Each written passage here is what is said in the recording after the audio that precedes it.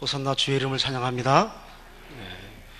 하나님의 신령한 복주심의 역사가 오늘 우리 예배 위에 함께 하실 줄 믿습니다.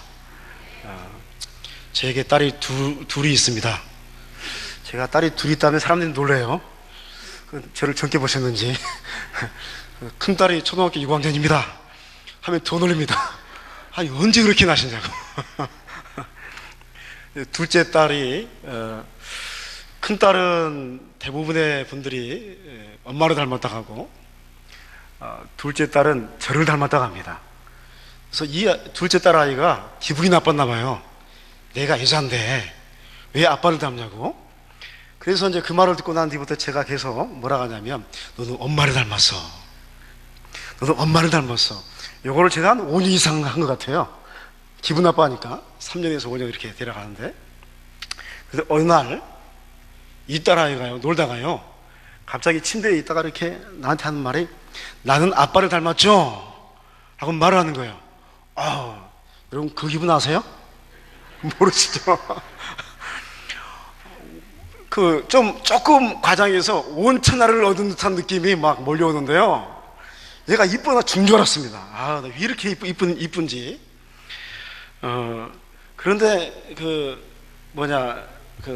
애들한테 너는 엄마가 좋아 아빠가 좋아 이 말처럼 잔인한 말이 없습니다. 아빠가 6살 난 딸아이가 있었습니다. 그래서 이 어떤 아빠가 이 딸아이에게 물었습니다. 너는 아빠가 좋아 엄마가 좋아? 누가 좋다 할까요? 아빠 앞이잖아요. 아빠 그랬단 말이에요. 잠시 조금 시간이 지난 뒤에 엄마가 다시 이 딸아이에게 가서 묻습니다. 너는 아빠가 얼마만큼 좋니? 라고 물었습니다. 그랬더니 뭐라 했을까요? 엄마만큼. 새끼 사자가 엄마 사자에게 물었습니다. 엄마, 이 날카로운 이빨은 왜 있는 거야? 사냥감을 한 번에 물어뜯기 위해서 있는 거야. 엄마, 내 다리는 왜 이렇게 튼튼한 거야? 그건 초원을 지배하기 위해서지. 그러자 새끼 사자가 갸우뚱거리면서 그런데 왜 우리는 동물원에 있는 거야? 라고 묻더라는 겁니다. 우리는 오늘 이 두 유머에서 사랑과 사명에 대해서 우리가 그 의미를 반추해 볼 수가 있습니다. 예수님을 사랑하면 분명 우리에게 사명이 주어질 줄 믿습니다. 그런데 많은 그리스도인들이 주님을 사랑하면서도 사명을 위임받았는데 이 동물원의 사자처럼 갇혀있는 사명자로서 삶을 살아가는 사람들로 간혹 있음을 보게 됩니다. 오늘 요한복음 마지막 구절의 내용은 이 부분에 대해서 분명하게 우리에게 주님을 사랑하는 것과 또 사명을 감당하는 것에 대해서 우리에게 말씀해 주시고 있음을 볼 수가 있습니다. 디비라 호수에서 고기 잡던 제자들이 예수님의 음성을 듣고 그물을 배 오른편에 내림으로 물고기를 몇 마리 잡았을까요? 우리 모나비 볼펜에 나와 있는 153마리의 물고기를 잡았습니다. 그리고 예수님이다 라는 말 듣고 베드로가 헤엄치고 막 가는데 배는 먼저 도착하고 또 베드로가 가서 이제 예수님을 만나고 고기를 가져와라 해서 그물을 끌어올려서 고기를 가져왔죠. 그래서 이제 예수님과의 만찬의 시간이 또 갖게 되었습니다. 그때 드디어 이제 예수님께서 베드로에게 묻습니다. 요한의 아들 시몬아, 내가 이 사람보다 나를 더 사랑하느냐? 그러자 베드로가 대답합니다. 주님, 그러하나이다. 내가 주님을 사랑하는 줄 주님께서 아시나이다. 이르실 때 내 양을 먹이라. 또 두 번째 주님께서 물으십니다.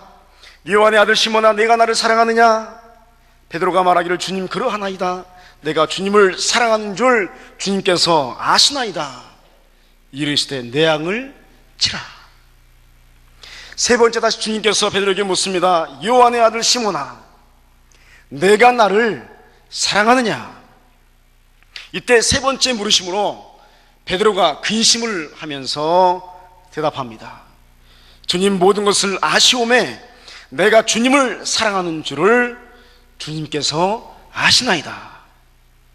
내 양을 먹이라 하셨습니다.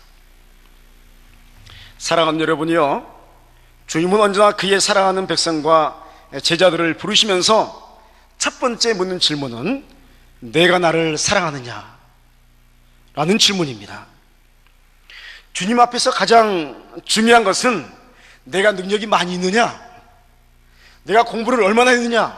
석사는 어디서 있고 박사는 어디서 있고, 너는 얼마만큼의 사업장을 가지고 있고, 너는 얼마만큼의 재력을 가지고 있고, 이런 질문들이 중요한 것이 아닙니다. 주님께 가장 중요한 것은 내가 나를 사랑하느냐? 라는 질문인 줄 믿습니다. 이 질문에 여러분은 어떻게 대답하시겠습니까? 주님의 감동은 언제나 주님, 내가 주님을 사랑합니다 라는 대답에 있는 줄 믿습니다. 뭐 대단한 것이 있지 않습니다. 우리 주님은 소박하십니다. 언제나 내가 주님을 사랑하는 줄을 주께서 아시나이다. 우리의 신앙의 감동은 여러분 사랑을 하고 또 사랑을 받는 것에 있는 줄 믿습니다. 여러분, 진짜 사랑은 주는 것만 사랑이 아니고 주는 것을 받을 때 사랑인 줄 믿습니다. 그러니까 사랑을 주고 받는 그 사랑에 우리의 신앙의 감동이 있는 것입니다. 미국의 부통령을 지낸 바클리라는 분이 계십니다. 이분이 9살 때 이야기를 회상했는데 그의 아버지는 아주 힘이 센 농부였다고 합니다. 그런데 어느 날 아버지와 남자들이 모두 농지에 나가 있는 사이에 집에 불이 나서 완전히 소멸되게 되었습니다. 아버지는 크게 낙담하여 울었습니다. 그런데 그 이튿날 놀라운 일이 생겼습니다. 그것은 이웃 사람들이 와서 새로 집을 지어주는 겁니다. 막 자기의 재료를 가져와서 불탄 집을 딱 세워주고, 그 다음에 자기들이 쓰지 않는 그 가구들을 가져와가지고 살림살이를 채워주는 것입니다. 그래서 이날 저녁에 어린 바클리는 자기 아버지가 두 번째로 우는 것을 목격하게 됩니다. 하지만 그 아버지의 눈물은 어제의 눈물과 분명히 다른 눈물이었습니다. 어제는 큰 나무에 기대어 불탄 집을 바라보고 울었으나 오늘은 하늘을 우러러보면서 하나님 감사합니다 하고 중얼거리며 우는 기쁨의 눈물을 이 어린 바클리가 아버지의 눈을 통해서 보게 되었습니다. 바클리 부통령은 아버지는 두 번 울었다, 그 두 번째 눈물은 나의 가정과 바클리 집안의 모든 후손을 축복하는 눈물이 되었다라고 회상하고 있습니다. 아버지가 집을 짓고 농토를 가지게 된 것이 축복이 아니라 아버지가 하나님께 감사할 수 있게 된 순간부터 그의 집안에 진짜 축복이 임하기 시작했다는 것입니다. 여러분, 이처럼 사랑의 역사는 감동과 감사를 우리에게 허락해 줍니다. 하나님의 마음을 움직이는 것도 바로 사랑에 있습니다. 왜냐하면 하나님은 사랑이시기 때문입니다. 예수 그리스도께서 오늘 우리에게 묻습니다. 내가 나를 사랑하느냐? 이 질문에 내가 주님을 사랑하는 줄 주님께서 아시나이다 라고 대답할 수 있는 여러분 되시기를 주 이름으로 부탁드립니다. 주님의 한량없는 감동의 역사가 내가 주님을 사랑합니다 하는 소박한 그 고백 위에 그대로 임하게 될 줄 믿습니다. 두 번째로, 주님을 사랑하게 됨으로써 택함받은 그리스도인에게는 하나의 사명이 주어집니다. 그것은 양을 먹이고 또 치고 돌보는 사명입니다. 우리 모두에게는 똑같이 이 사명이 주어진 줄 믿습니다. 예수님은 베드로에게 사랑하기에 내 양을 먹이고 치고 먹이라 라고 명령하셨습니다. 예수님을 사랑하면 예수님의 양들을 돌봐야 할 줄 믿습니다. 할렐루야. 여러분, 우리는 예수님을 사랑합니다 고백하는 순간부터 그 사랑의 고백이 진짜인 것을 증명하기 위해서 우리는 예수님의 양을 치고 먹이고 또 돌봐야 하는 사명이 있습니다. 돌봄은 누구에게나 필요합니다. 한번 따라하겠습니다. 돌봄은 누구에게나 필요합니다. 여러분, 돌봄은 여기 있는 목사도 필요합니다. 여러분, 장로님도 필요하고, 또 아주 강하게 보이는, 아무도 쓰러뜨릴 수 없게끔 보이는 그런 강한 사람도 돌봄은 필요할 줄 믿습니다. 이상의 돌봄이 필요한 없는 존재는 한 명도 없습니다. 의인은 없나니 하나도 없기 때문입니다. 다시 말해서 여러분, 우리 돌봄은 누구에게나 필요한 것인데, 사람은 연약한 존재이기에 누군가의 관심과 사랑이 필요하다는 것입니다. 그렇다면 누가 누구를 돌봐야 합니까?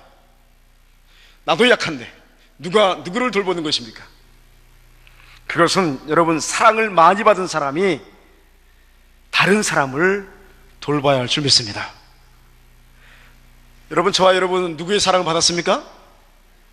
예수 그리스도 하나님 아버지의 사랑, 십자가의 사랑을 받았습니다.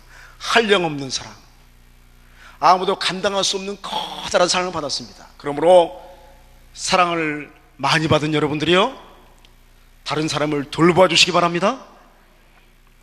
한때 성공의 감독이 되기를 꿈꾸었던 사무엘 브랭글이라는 청년이 굿세군에 지원하기 위해서 대서양을 건너서 영국으로 건너왔습니다. 그러나 이 부스 장군은 그의 지원을 마지못해 허락하면서 그에게 겸손한 마음을 키워주기 위해서 다른 훈련생들의 군화를 닦으라고 지시했습니다. 낙심한 이 브랭글은 속으로 내가 군화 닦으려고 대서양을 건너서 이곳에 왔는가 하면서 속으로 생각하면서 아주 낙심하게 되었습니다. 그러던 어느 날 환상 중에 예수님께서 무식한 어부들의 발 위로 허리를 굽히시는 모습을 보게 되었습니다. 그때 그는 조용히 이렇게 말했습니다. 주님은 그들의 발을 씻기셨습니다.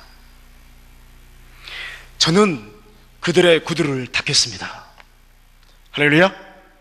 주님은 누구의 발을 닦았습니까? 무식한 어부들의 발을 세족시가며 닦았습니다. 저는 그들의 군화를 닦겠습니다. 테레사 수녀가 어느 날 한 어린 아이의 상처를 지극한 정성으로 치료해주고 있을 때에 인근에 살던 이웃이 이 모습을 바라보면서 물었습니다. 수녀님, 당신은 당신보다 더 잘 살거나 높은 지위를 가진 사람들이 편안하게 사는 것을 보면 부러운 마음이 안 드십니까? 당신은 평생 이렇게 사는 것에 만족하십니까? 라고 묻자 이 테레사 수녀는 대답했습니다. 허리를 굽히고 섬기는 사람에게는 위를 쳐다볼 시간이 없답니다. 콜롬비아 신학교 스티븐 올포드 박사에게 한 학생이 물었습니다. 저희들에게 크리스천 리더십의 비결이 무엇인지 좀 말씀해 주십시오. 올포드 박사가 이렇게 대답합니다. 비결이요? 무릎을 꿇으십시오. 눈에 눈물이 흐르게 하십시오.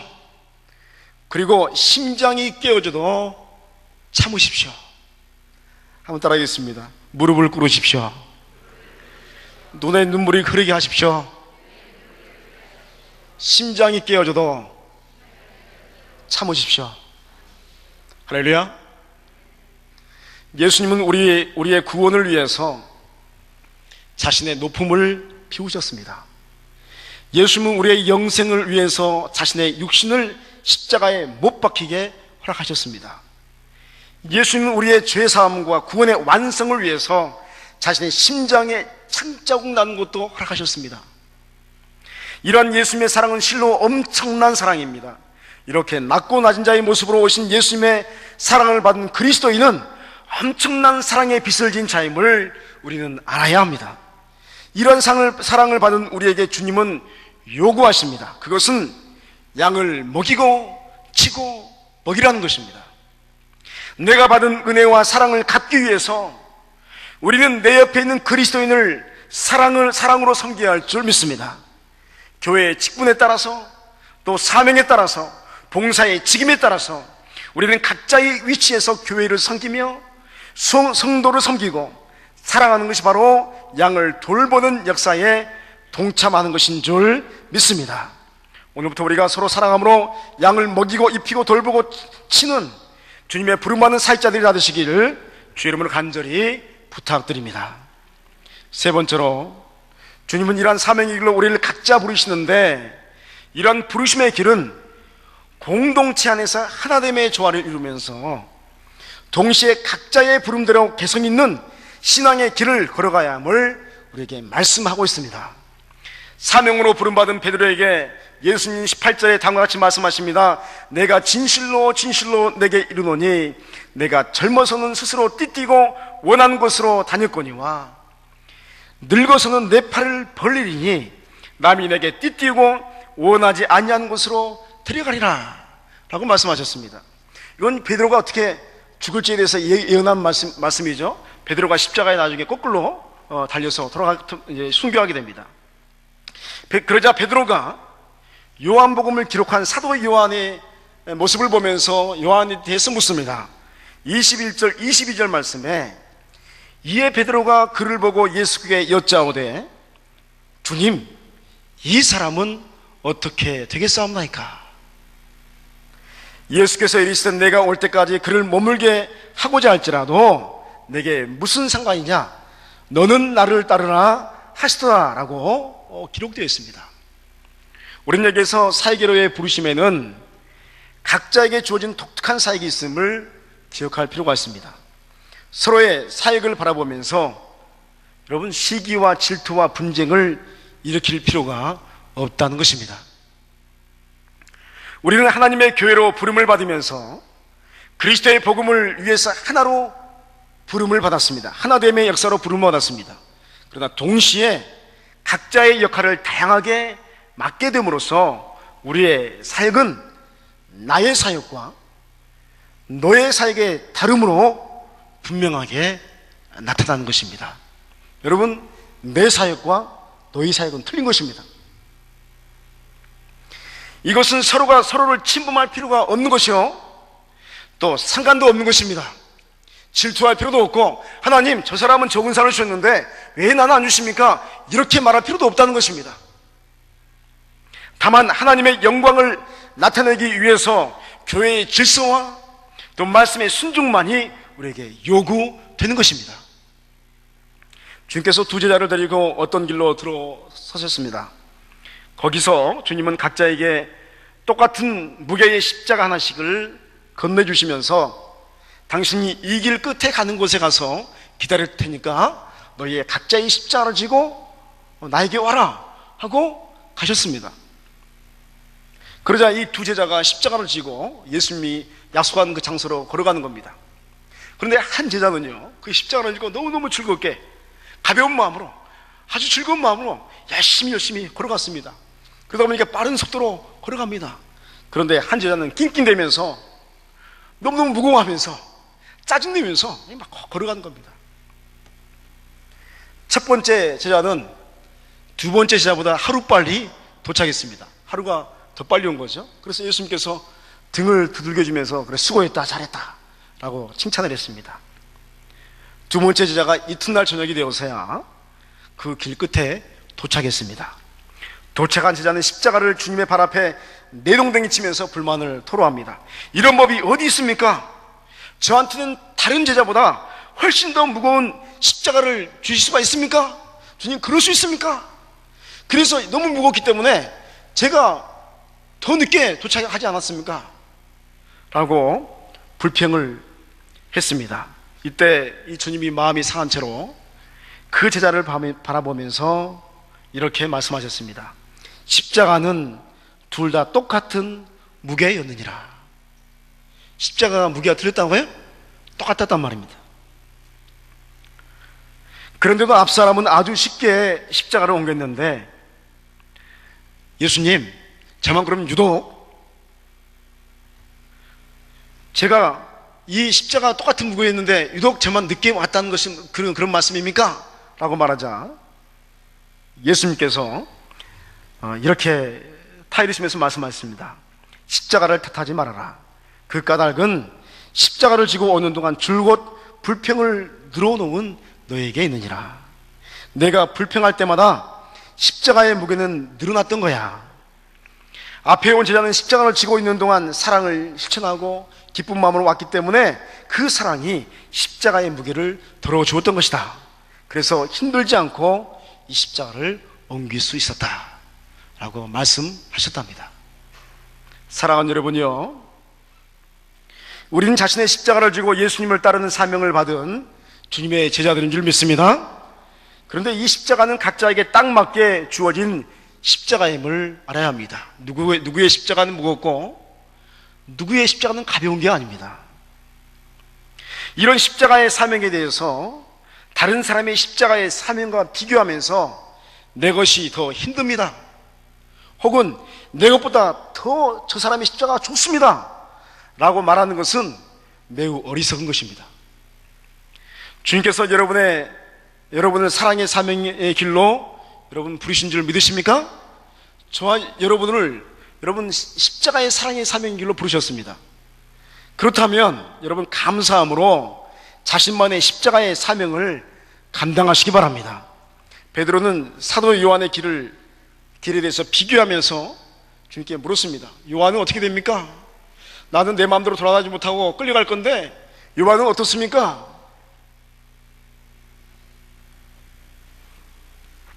그러자 주님은 사도 요한의 길이요, 베드로의 길은 베드로의 기름을 가르쳐 주셨습니다. 한번 따라하겠습니다. 사도 요한의 길은 사도 요한의 길이요, 베드로의 길은 베드로의 길이요, 내 길은 내 길입니다. 할렐루야. 비교할 필요가 없는 겁니다.